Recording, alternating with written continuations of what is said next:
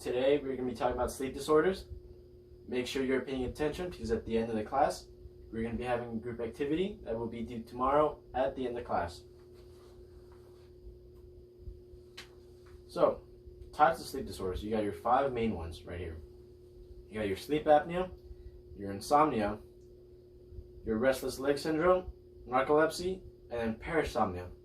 The little trick about parasomnia is that there's actually 4 other ones inside. There's more, but there's 4 common ones associated with parasomnia. So the first one, sleep apnea. As you can see here, it talks about sleep disorder. It is a sleep disorder in which breathing is repeatedly stops and starts, mostly associated with people who snore, typically have sleep apnea. As you can see here in this picture, this gentleman right here is wearing a mask. This mask is there to help him breathe.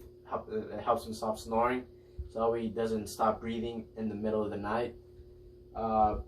Very dangerous, mostly associated with overweight people is one of the things that I found out. So symptoms, as I said, loud snoring, morning headache, awakening with a dry mouth. That usually comes because they sleep with their mouth open, so the mouth just dries up during night. And gasping for air during sleep. Like I said, the snore, they stop breathing. That's one of the parts of sleep apnea that is very dangerous. So they're always at the middle of the night. When you hear, if you've ever heard anyone snore or have sleep apnea, then you would know that they wake up. They don't really wake up, they're still asleep, but then you just like hear them gasp for air. It's almost kind of scary. Almost you think that they're like they can't breathe. And then complications that come out of having sleep apnea. Daytime fatigue. You're only gonna be tired throughout the day. It's nothing out of the ordinary with these sleep disorders. High blood pressure. Type 2 diabetes. Like I said, most of the people who have sleep apnea are typically overweight, obese, so that's where you get your type 2 from. And then sleep deprived partners. Obviously, if you're snoring a lot, then you are going to probably wake up your girlfriend, your wife. If you have roommates, your roommates are gonna be awake all the time because you're snoring. So that's another complication comes from it that could make relationships kind of hard. Maybe it could be a little hurdle for that relationship. Insomnia. Now this one is mostly characterized as disorders where it makes it really hard to go to sleep or stay asleep, or you just wake up a lot during the night. Honestly, I'd even say I have a little bit of this because it always happens to me. I always wake up maybe an hour to 30 minutes before my alarm goes off, and then I can't go back to sleep, and then I'm mad because maybe those last hour, 30 minutes could have been what would have got me through the day. So symptoms: waking up too early. Like I stated, you wake up too early, you can't go back to sleep. It just kind of ruins your day. Daytime tiredness and sleepiness, that comes associated with waking up too early. If you wake up too early, you don't get your full 7 hours, your full 8, 9 hours of sleep. So you have to wake up early, and then you're tired throughout the day. I'm pretty sure all of us have experienced something similar to that in our lives. Waking up during the night, like I said, part of this sleep disorder is that it makes it hard to go to sleep, hard to stay asleep, or you just frequently wake up during the night or when you're trying to sleep. And that's what happens. You wake up during the night, and then all 3 of these are kind of associated with each other in a way. And then difficulty falling asleep at night again. All of these are somewhat connected. It's part of insomnia. And then complications: lower performance in job or school. When you don't have a lot of sleep, your brain isn't as refreshed as it would have been if you would have gone your 8 hours or 9 hours. So you're gonna have a harder time concentrating. You might have a little bit of fatigue, and you won't be performing as well because your brain isn't as refreshed. Slow reaction time. This one goes down to driving.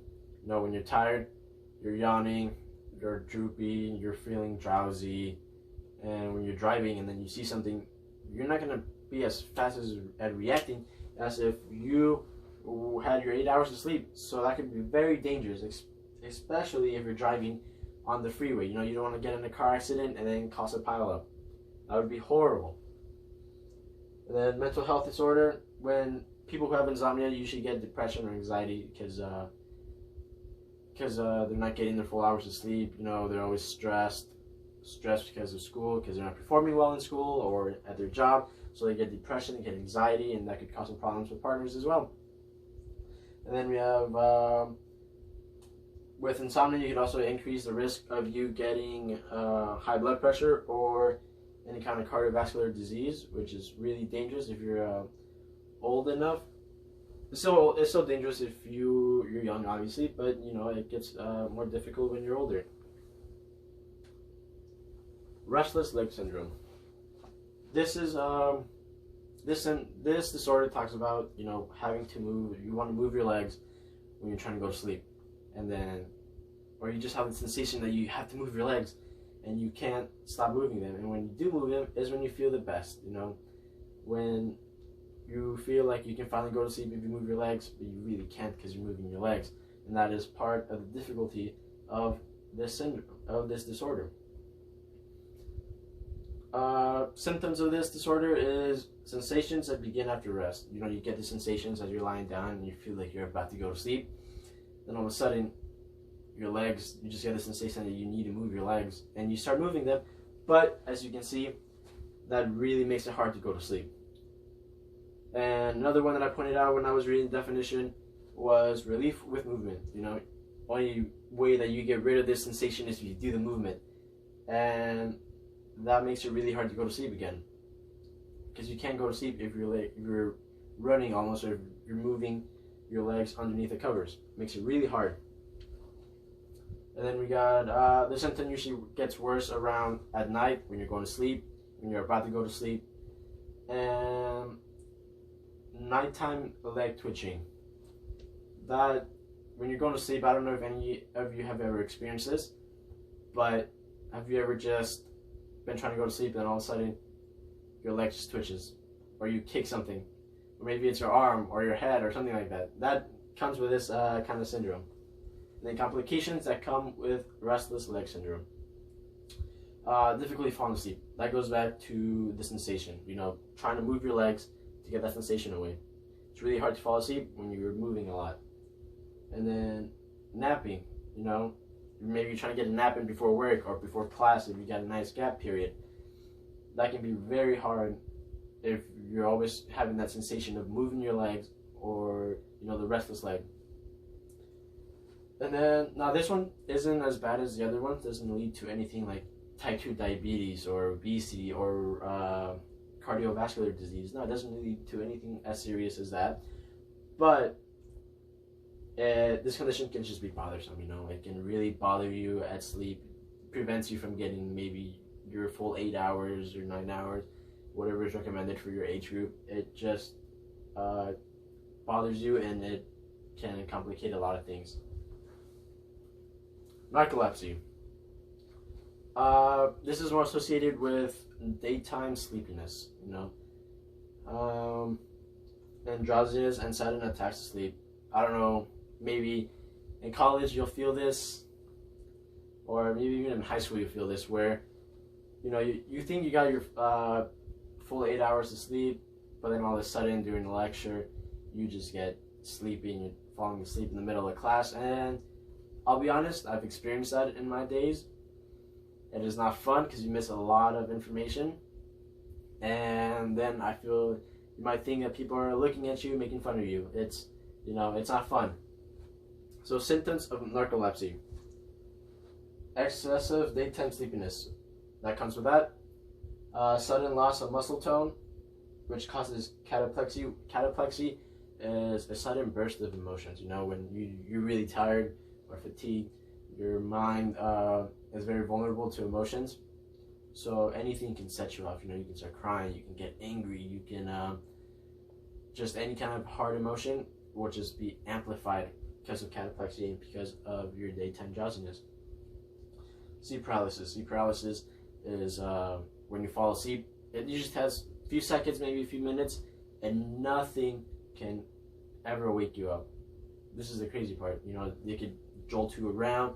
They can maybe slam their book on the table, but nothing will ever wake you up for those few seconds or those few minutes, which is outstanding, insane. And then hallucinations. And that's not like your LSD or anything like that. These hallucinations usually happen when you are waking up from your sleep, and they can be brief, they can be long, but it usually happens when you are waking up. Now, complications to narcolepsy: you have public, as I said, you might be falling asleep in the library, and your lecture, and maybe on the bus.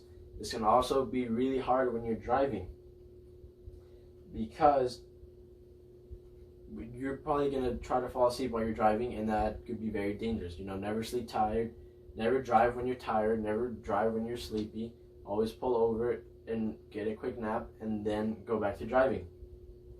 Then this one, interference with intimate relationships. If you're tired all the time, you're probably going to be too tired to get intimate with your partner, and that could make it kind of hard, maybe worsen the relationship, throw a little hurdle in the relationship. But overall, it just interferes with your with intimate parts of the relationship. Physical harm: sometimes people will fall asleep like that, and they will fall down and hurt themselves. It's not intentional. It's just they pass out and they just fall down and they hurt themselves. It could be bad, maybe not. It could just be nice little scrape, or just a tiny little bruise. It can be anything like that. And then obesity. Most of these people are overweight because of the low metabolism that comes from your brain, because you're not getting enough sleep, and that's what can cause you to gain weight. And then finally, parasomnia. Parasomnia is a bunch of smaller sleep disorders, and they're all characterized as parasomnia. Definition is a disorder characterized by abnormal or unusual behavior of the nervous system during sleep. So we're going to go through 4 of the most common parasomnias, and then we're going to go to the activity. So our first one, nightmare disorders. We've all had nightmares in our lives. Scary dreams, and we wake up, and maybe when we were younger, we woke up and we were crying, and our parents came in and they comforted us. We've all had it. Night terrors. This one some people might confuse it with nightmare, but they're completely different. This one is an extreme panic. Someone's sleeping and they just scream like they're terrified, like they are terrified, and they can be very scary for anyone in the other room. Sometimes these people can injure themselves because they might be kicking or just twitching almost, and they might be able to punch something and they just get hurt. Nothing too extreme, but they do get hurt. Sleepwalking disorder. This is where people, they don't just sleepwalk, they can even drive sometimes, which is insane. And it is where people can aimlessly wander, carry objects without any kind of purpose, going outdoors, and like I said, drive while they're sleepwalking. This is insane.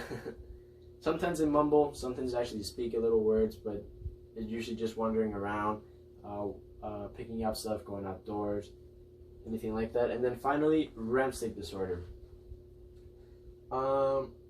This is where people dream, and then this is where the REM state is. REM state is where people typically dream.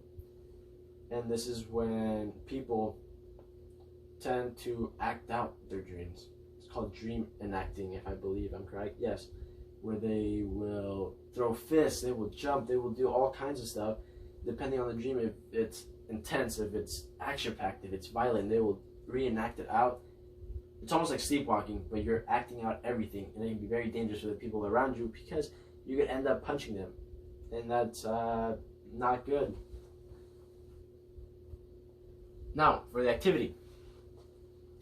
We're going to split up into groups of 2 or 3.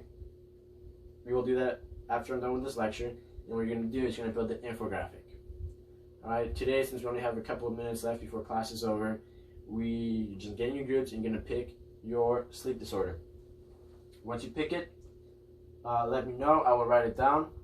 And then tomorrow we're going to meet up in the computer lab and we're going to work on it all day and we're going to turn it in at night.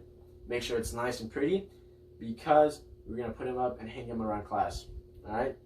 So for this infographic, make sure that you state the sleep disorder and then you give a brief description of that sleep disorder. And then make sure you state a few facts about the sleep disorder so that way people know. You can inform people about it.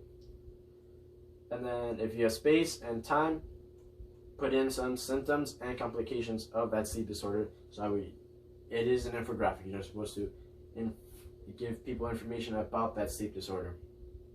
So make sure you have all 4 of these. And once I give you guys the go, pick your teams of 2 or 3. Pick your sleep disorder. Let me know that sleep disorder, and then we will meet in the computer lab tomorrow